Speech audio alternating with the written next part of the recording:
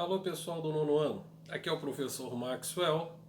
Hoje eu vou dar aula para vocês sobre a Revolução Russa de 1917. Infelizmente a gente ainda vai se ver muito aqui pelos vídeos por causa dessa pandemia que parou não só o Brasil como o mundo inteiro. Então não vou mentir para vocês, mais uma vez eu estou vivendo de saudade por vocês.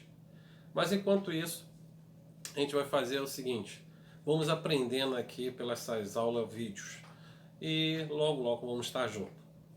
Agora, vamos falar da Revolução Russa de 1917, não esquecendo que a gente tem que falar um pouquinho antes do que aconteceu na Rússia antes da Revolução de 1917. A Rússia do século, se a gente for falar do século XVIII, era uma Rússia atrasada, feudal, isso vai até o século XX. Tá? Era um sistema feudal, era o czar está lá por sentido divino. E quem vai começar a revolucionar isso aí vai ser o Pedro, conhecido Pedro o Grande. O Pedro o Grande é ele que vai trazer a tecnologia e vai trazer a ciência, várias, porque Pedro era um grande, se tornou um grande intelectual, ele que vai trazer um monte de conhecimento para a Rússia, isso no século ainda XVIII. Já no século XIX, Alexandre II, ele, como eu falei, o sistema era um sistema feudal, ele vai acabar com o serviço de servidão. Então não vai ter mais servidão, porque vocês sabem que o sistema feudal, o que acontecia? Era o camponês trabalhando para o senhor feudal, certo? Em troca de proteção. E fazia os serviços para esses nobres. E isso ainda acontecia na Rússia. E o que vai acontecer? Alexandre II vai acabar, vai banir a servidão. E também ele vai trazer as primeiras indústrias para a Rússia, com capital estrangeiro.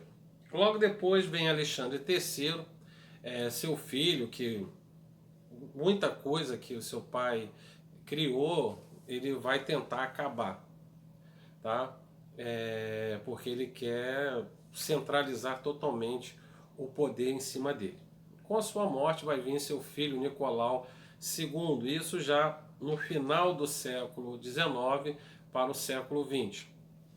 Quando Nicolau II entra no poder, ele mantém a política do pai dele, daquela coisa do poder divino. Se ele está ali porque Deus quis, tá? E ele leva isso muito a sério. Só que vai acontecer alguns problemas no seu reinado que vai acabar causando essa revolução de 1917. Mas antes disso, o que vai acontecer? Em 1904 vai ter a guerra Rússia contra o Japão, na qual o Japão vai vencer essa guerra pela região da Manchúria, que fica na China.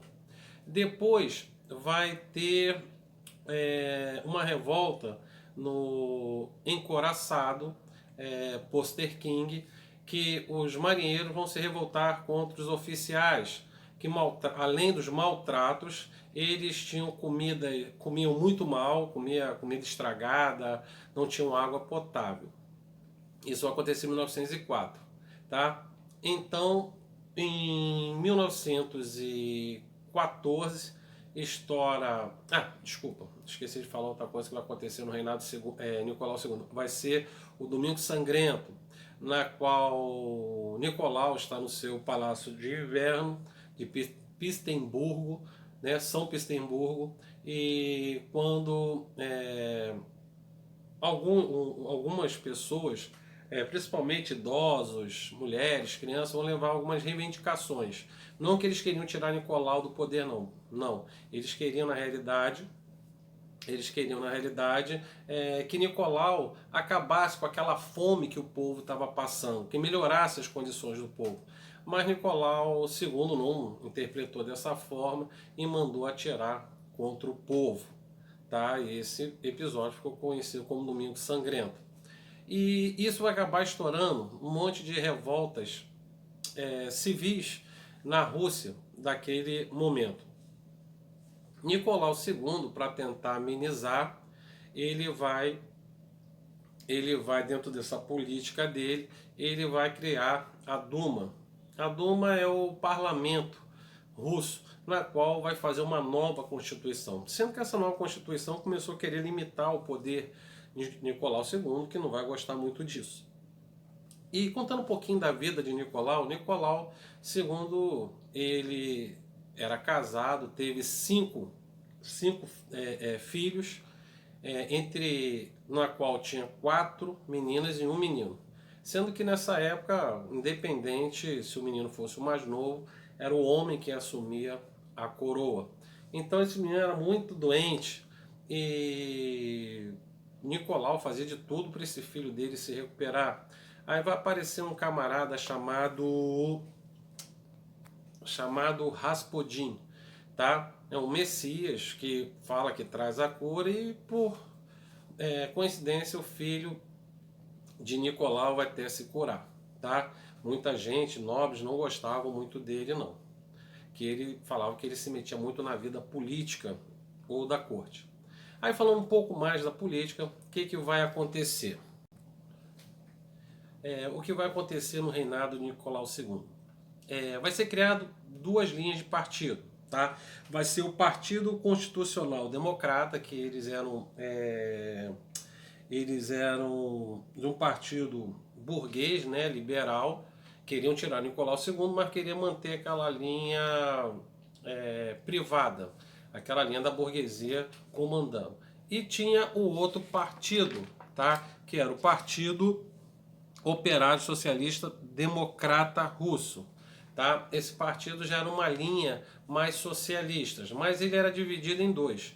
Os bolcheviques, que quer dizer minoria, e os mencheviques, quer dizer maioria. Mas, por ironia, os bolcheviques eram a maioria e os mencheviques eram a minoria. Tá? Então, essas 2 linhas aí, eles não vão se dar muito bem, porque os bolcheviques, eles queriam ser uma revolução mais radical. E os mencheviques não, eles queriam ser uma coisa gradual. E era o quê? Tudo dentro de uma linha marxista, tá? Um socialismo marxista. Então, Nicolau II não vai aguentar, o que vai acontecer? Ele vai sair, vai renunciar a favor do seu irmão, que também não fica nem um dia como czar, também vai renunciar. E no governo provisório que foi criado, eles tentam manter no poder. Isso tudo vai acontecer em 1917. Não esquecendo que a Rússia, quando a gente falou da Primeira Guerra Mundial, ela vai entrar do lado da Entente, tá? Que vai ser Inglaterra, França e Rússia. Então a Rússia vai entrar na guerra. Sendo que o governo provisório, eles queriam manter a Rússia na guerra. Já os bolcheviques, né, com Lenin, não queria. E queriam que ele saísse. Então essa revolução de 1917 não dá certo, então os bolcheviques tentam tomar o poder e começa a Guerra Civil, que vai de 1918 até 1921, tá?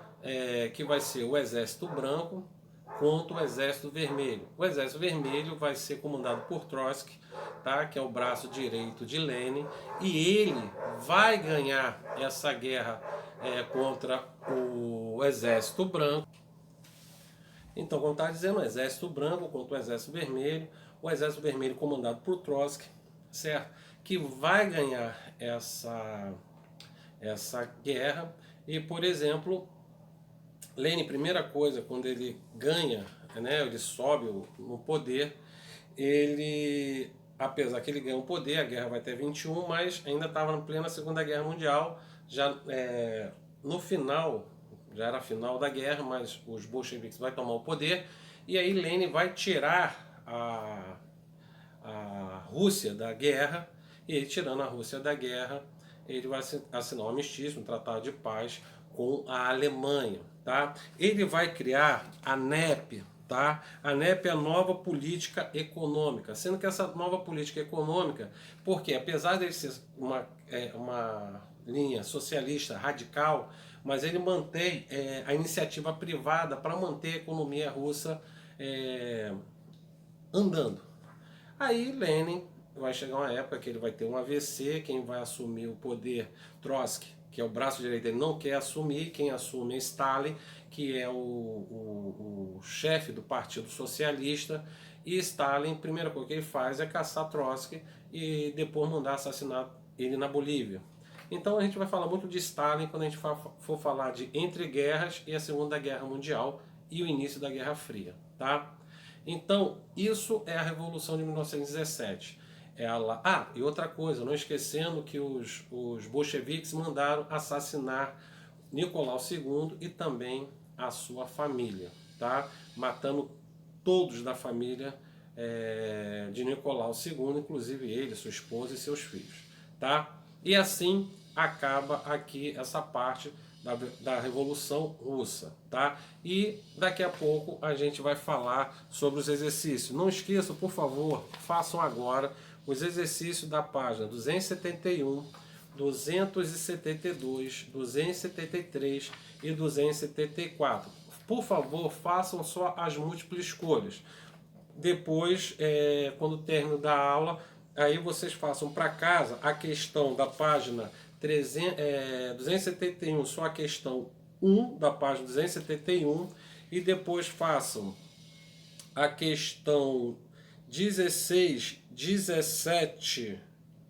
17 da página 273, que a gente vai corrigir, isso é para casa, tá? E a questão também 19 da página 274. Aí a gente corrige semana que vem. E hoje a gente só vai corrigir só as múltiplas escolhas. Então, pessoal, daqui a pouco a gente está se falando. Um abraço.